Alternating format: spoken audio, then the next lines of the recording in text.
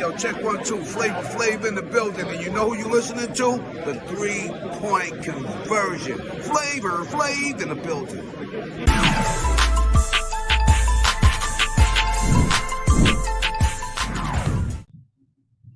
Okay, first question, first row on the left.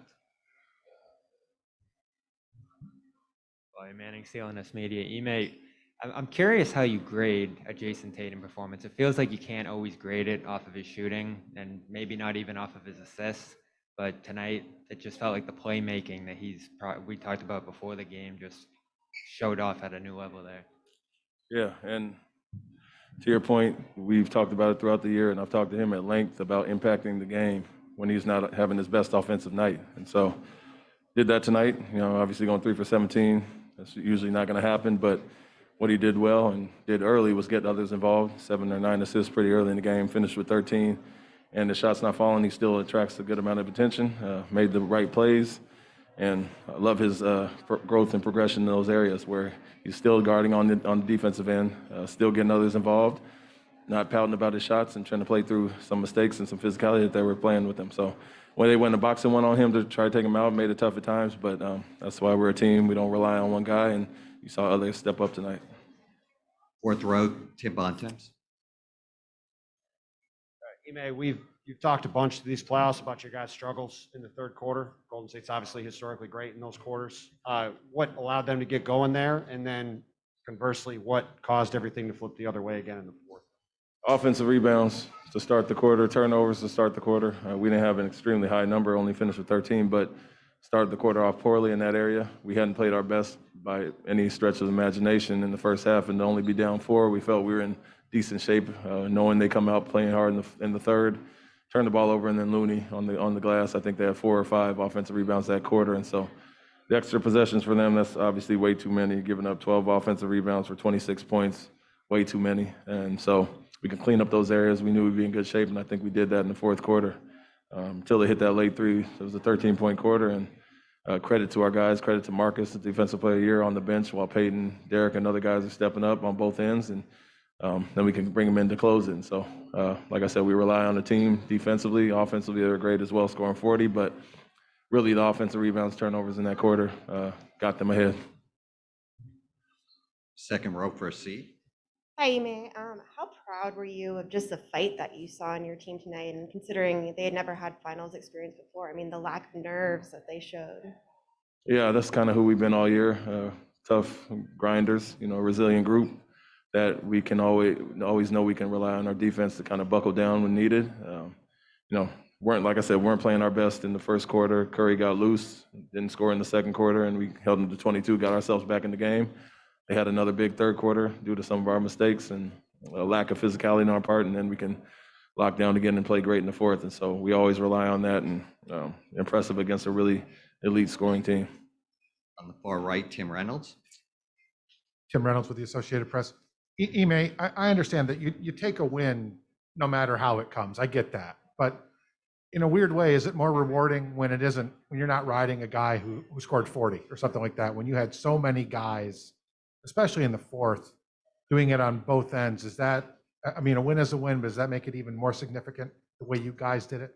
Yeah, for 2 reasons. I think, like I said, we do look at ourselves as a complete unit, as a team, and we've seen the teams that rely on guys in the playoffs, whether it was Brooklyn in the first round with Durant, Milwaukee, Antetokounmpo, and Miami with Butler. We know if you take those guys out, teams are going to struggle, and so we pride ourselves on everybody being able to contribute on both ends.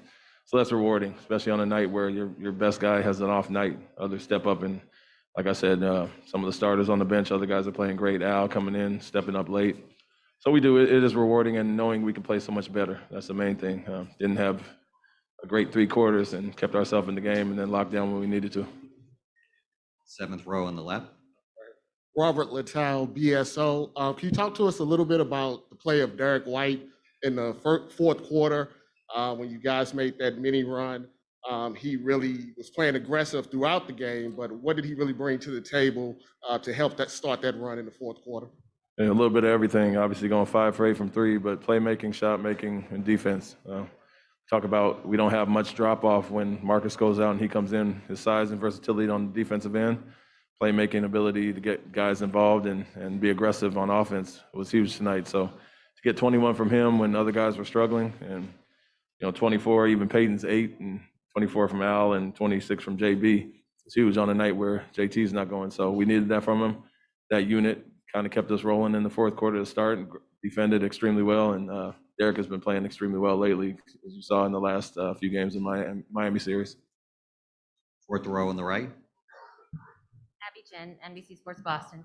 Ime, you guys held the Warriors to 13 points in the fourth quarter while going with a smaller lineup. How was that group able to do that?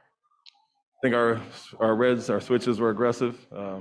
At times, some of our bigger guys were getting caught too low, especially when Curry was getting going early.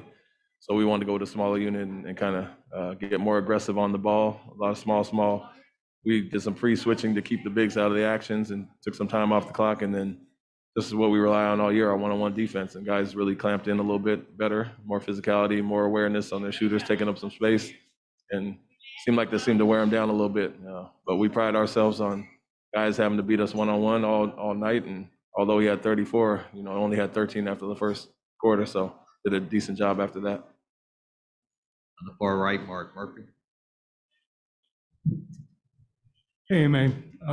You guys shot a high proportion of threes tonight, especially down the stretch. I think you had 9 in the fourth, and you had 5 in like a 2-minute stretch.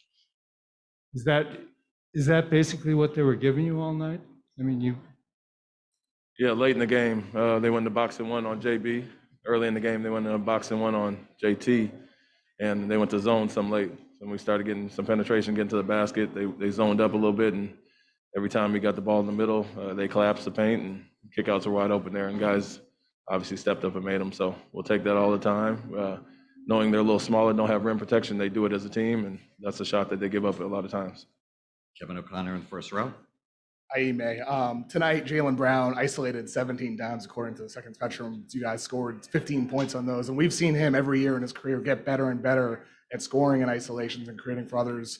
How would you say he's progressed in your assessment as an isolation creator, not just in the regular season, but in these playoffs as well?